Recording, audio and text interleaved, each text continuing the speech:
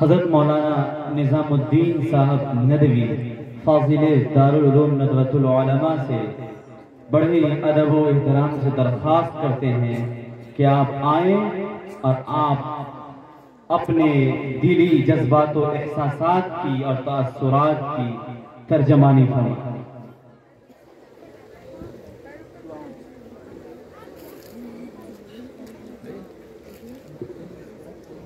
बिस्मिल्लाहिर्रहमानिर्रहीम। अल्हम्दुलिल्लाहि रब्बिल आलमीन वस्सलातु वस्सलामु अला सय्यिदिना मुहम्मद इब्न अब्दिल्लाहिल अमीन व अला आलिहि व सहबिहि अत-तय्यिबीन अत-ताहिरीन। अम्मा बअद, फ़अऊज़ु बिल्लाहि मिनश शैतानिर रजीम। व अम्मा ज़बदु फ़यज़हबु जुफ़ाअ वअम्मा मा यनफ़अु अन्नास फ़यमकुथु फ़िल अर्ज़ कज़ालिक यज़रिबुल्लाहुल अम्साल। सदक़ल्लाहुल अज़ीम। दाइस पर जलवा अफ़रोज़ गिरामी क़द्र उलमाए किराम, नौजवान दोस्तों और पर्दा नशीं माएँ और बहनें,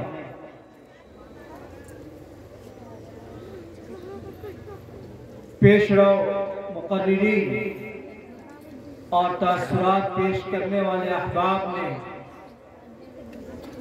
बहुत कीमती तासुरात पेश फरमाए हैं। बिलाशुबा ये तमाम तासुरात आबेज़र से लिखे जाने के लायक हैं। हाज़रीन गिरामी, काफी देर तक यहाँ के तालिबात की तरफ से पेश करकर उर्दू, अरबी, अंग्रेजी तकारीर सुनने का मौका मिला और ये तकरीरें नहीं थी, मैं जैसा समझता हूँ कि ये कुरान पाक की तशरीहात थी और अहादीस नबविय्या की तर्जमानी थी।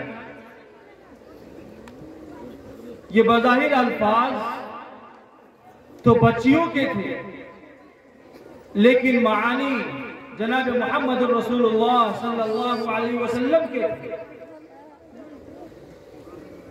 ये छोटी छोटी बच्चियों की ज़बान से निकलने वाले कलिमात दरअसल कुरान पाक की आयत की तशरीहात थी और ये बता रही थी कि जिंदगी में एक नया इनकलाब आने वाला है। ये वो इनकलाब आने वाला है जो इनकलाब तालीम का होगा, जो इनकलाब तरबियत का होगा, जो इनकलाब ज़बान का होगा, जो इनकलाब अदब का होगा, जो इनकलाब इल्म का होगा और जो इनकलाब इस बात का होगा कि हम अपने आप को जमीन पर साबित कर चुके हैं।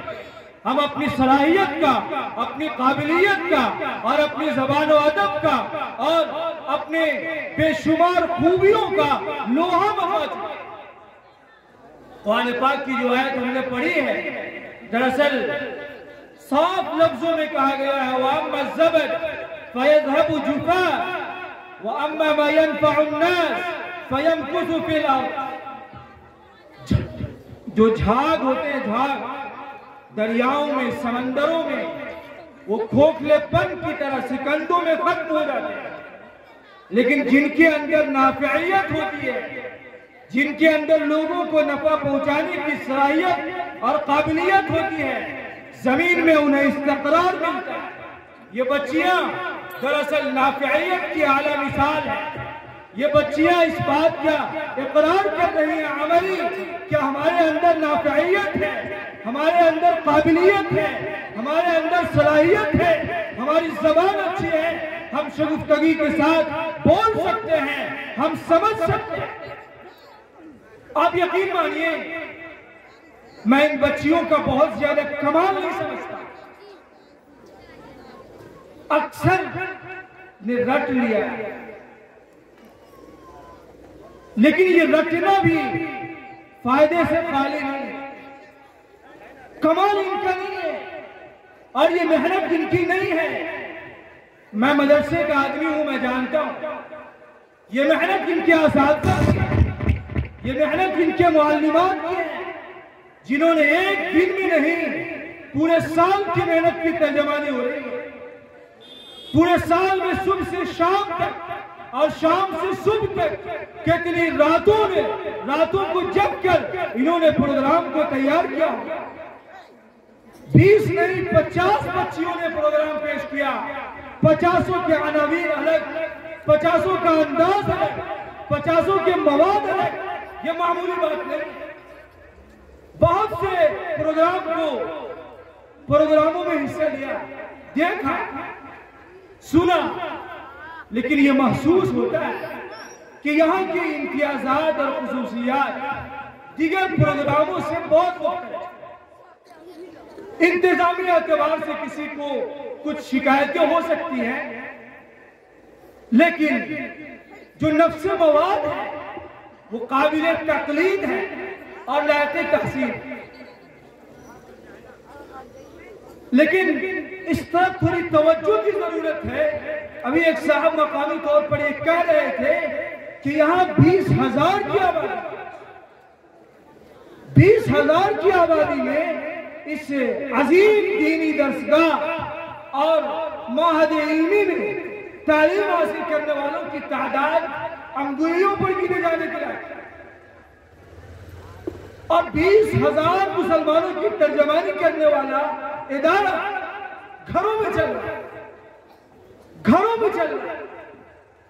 अब तक तो वसीओ अरीज़ जमीन से होनी चाहिए, इसे बड़ा मरकज होनी चाहिए। मैं अभी आ रहा था तो रास्ते में करोड़ों की मंजिल नजर आई। इस तरह के इदारों को इस तरह की जगहों में मुंतकिल होनी चाहिए।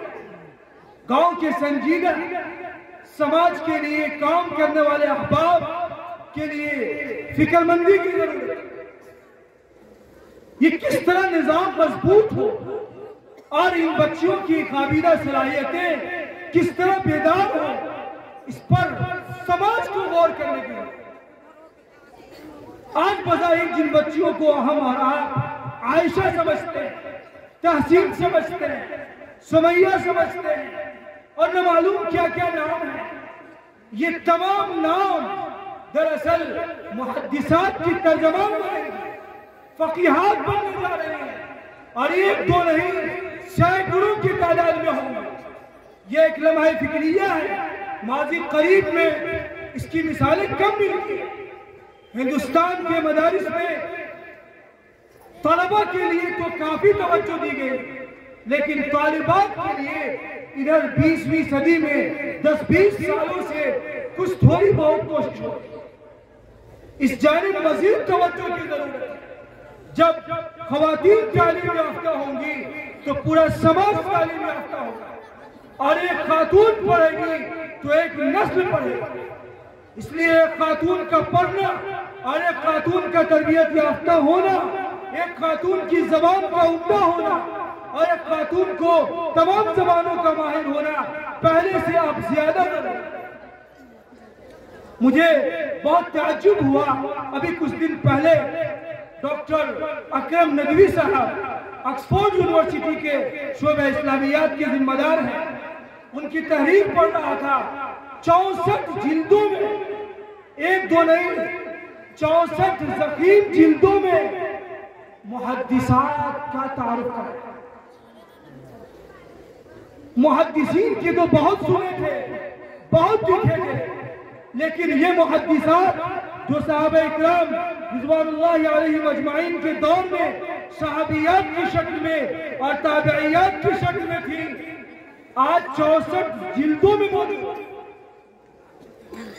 मुस्तक़बिल करीब में इंशाअल्लाह हमारी ये बच्चियां भी उन्हीं सफ़ों में शुमार। हमारी ये बच्चियां आयशा सिद्दीक़ा बनेंगी, ये बच्चियां जुबैदा बनेंगी जो समाज की बहुत बड़ी खादिमा थी, ये बच्चियां राबिया बसरिया बनेंगी, ये बच्चियां रुफैदा बनेंगी और ये बच्चियां हजरत खंसा बिन्त शरीफ बनेंगी।